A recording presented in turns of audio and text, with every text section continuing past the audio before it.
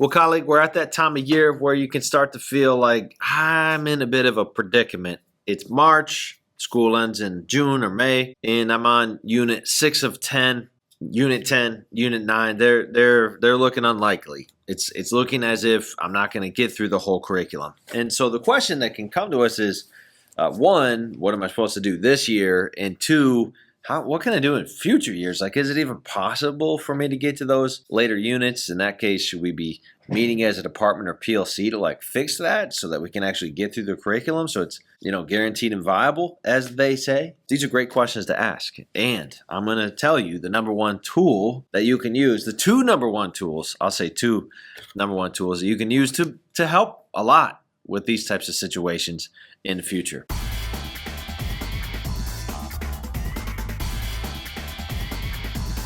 Okay, so tool number one is what you can do this year. It's what you can do in the future, and it's a stopwatch. It's a stopwatch. Now, just give me 30 seconds, because when I say stopwatch in the context of this conversation, you're probably thinking like, this jerk wants me to have a guy next to me just clicking the start and go and, stop Dave, go Dave, stop Dave, go Dave, and it's going to be miserable and terrible. And no, it's not at all what I'm talking about. What I'm talking about is that I notice that a certain thing takes place in my practice when I use a stopwatch. When I put on my screen the lesson agenda for a roughly 60-minute lesson, and I put times next to each piece of that agenda, then I simply hold myself accountable by clicking on my watch, like, okay, 7 minutes for the warm-up, click it. I just find myself way more aware of the passage of time and what I am doing with the time. I find myself way more capable of, if we start going down a tangent, having self-control to not. Why? Because I'm aware of time.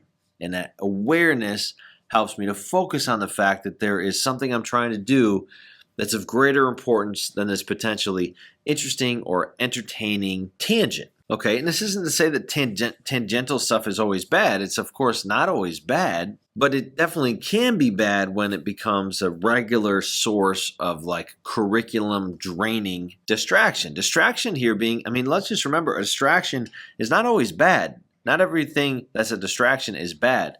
Anything that keeps you from doing what you're trying to do, that pulls your attention from what you're trying to do, though, that's a distraction in the sense of it's distracting you from this thing right here that you're trying to do. So a stopwatch I find is really helpful for me to be aware of the types of things that distract me. And over time, as I use a stopwatch for the different little chunks of my lessons, that I just look at that and watch that thing going away as I'm deciding how many students to call on, when to insert a think, pair, share, how to structure a pop-up debate, and so on, how much time to give students with a reading task. A stopwatch just makes me aware of time and of how I use time and of how I can often misuse time. Misuse just meaning I could have done that better. I could have been more efficient there. I could have pulled this out and still kept the lesson at the strength that I desire. And so like this is true too if you have a more polished curriculum like that your school has bought for you. If like you have a really big curricular resource that's hard to get through, a great thing to do is just, if they say do this in 20 minutes, it's just to try doing it in 20 minutes.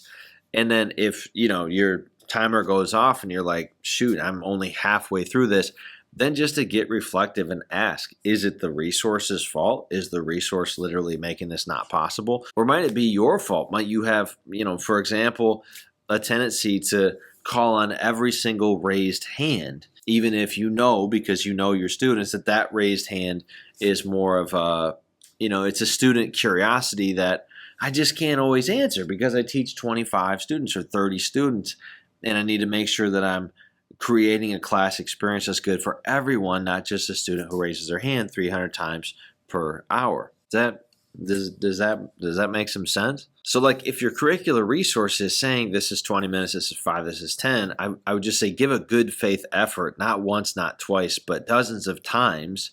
And good faith here meaning being truly reflective about whether or not the times estimated in the curricular resource are realistic. And when we say realistic, we just mean, could this really be done in this amount of time? Could this be done with a level of quality that I'm comfortable with, a level of quality that does right by my students, right by what my class is for, help students learn this curriculum, And so we're just kind of holding all these tensions. But the thing is, without a stopwatch, we can hold these tensions. It's like holding them with a blindfold on or with big old oven mitts on. And I'm saying just, it takes away a very important sensory information. And here we're talking about the sensory information of just what role am I playing in this curriculum not being teachable in the time that it's supposed to be able to be teachable inside of. The whole goal of everything that I write and talk about for teachers, the whole goal of my own practice in my classroom is just, I want to partner with reality. What's real? What's actually happening? What do I actually control? And one thing that I do actually control is how I use the time of the lesson. I may have to control, like I said, calling on students here or letting a group discussion keep going, even if it's a really good group discussion. I may have to say time is time and pause the group discussion right there, right when it was getting good. Like that's a thing that I control, though. You get what I'm saying? Like I control that. And so what's real is that if this curriculum creates this great group discussion and it calls for that to be 10 minutes, but I know that 10 minutes only gets us like just started with the good stuff. Now that's really good information for me to have because I've used my stopwatch and I've noticed multiple times that this is what happens.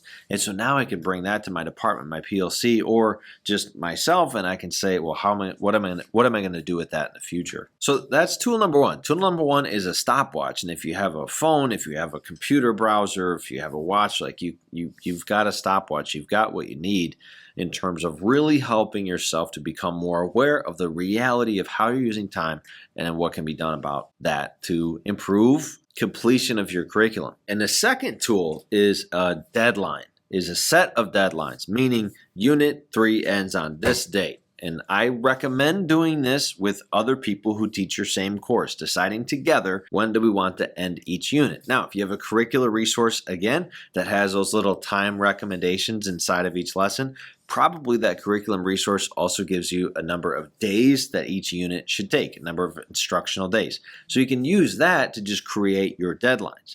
And if you know that it tends to take you all a little bit longer, like you can make your deadlines a little bit longer away. But this is why the deadline thing is so important. You set your deadlines for the whole year. Okay? You look at how many instructional days that you have, and you set your deadlines for all the units at the beginning of the year. Because then you won't do what leads teachers to having serious problems with curricular completion about March and April of every year. You won't do the thing where you justify a few days in Unit 1, then a few days in Unit 2, a few days in Unit 3, a few days in Unit 4, 5, 6. Well, if you do that, by the end, there's like an entire unit of a few days that you've given to previous units.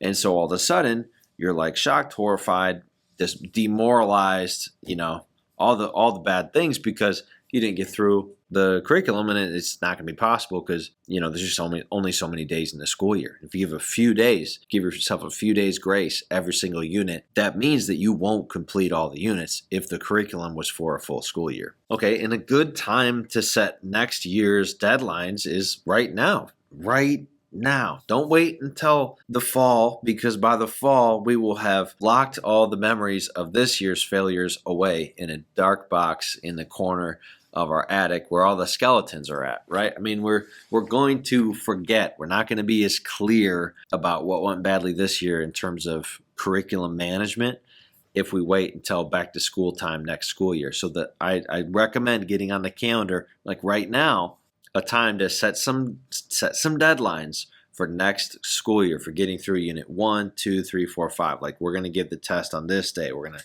have the essay due this day. Like however your unit endings are marked, whatever your summative assessments are, that's what you're setting deadlines for. And I find that approach is way better than like deciding we'll all be exactly on lesson 4.7 on this date. I find that approach is way harder to sustain than just the approach of we give our tests on this day, this day.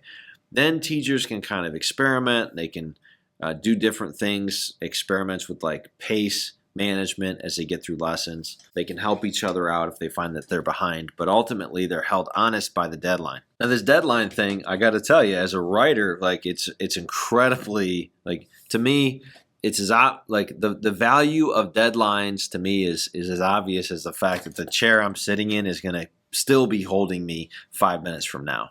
It's just a reality that I've come to completely accept. Because without deadlines, there's no way I would have produced as much writing or even like this video. Like I wouldn't make as much stuff as I've made because I wouldn't have had deadlines.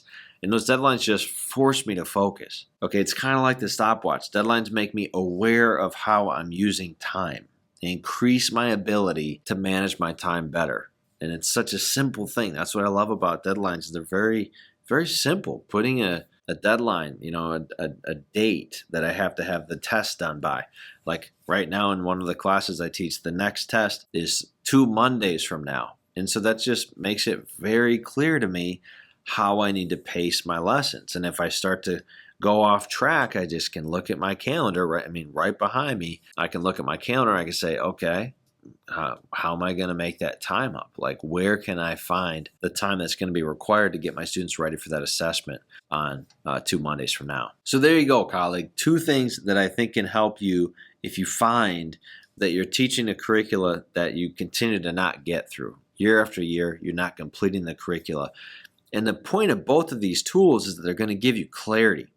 They're going to get you a clear picture of reality. Reality in most of our classrooms, most of the time, just because of how this world of education is, it's like you're looking through a pane of glass that's very smudgy. And so things like a stopwatch, things like deadlines, they're Windex that you can spray on there and just get a bit more clarity on the actual picture of what's going on. Because if you don't have clarity, what you'll tend to do as a human being is just blame, like you'll blame the curriculum. You'll blame the school year calendar. You'll blame all the assemblies that happen. Like you'll find other stuff outside of you to blame. And, I'm not saying that that's morally bad. Like you're not a bad person if you blame other people. If you get out the blame thrower, I can use the blame thrower just as good as the next guy. It's not a moral problem. It's a practical problem. It's a practical issue because as you get into this habit of blaming everyone else for the fact that your curriculum is impossible to teach, you become very disempowered,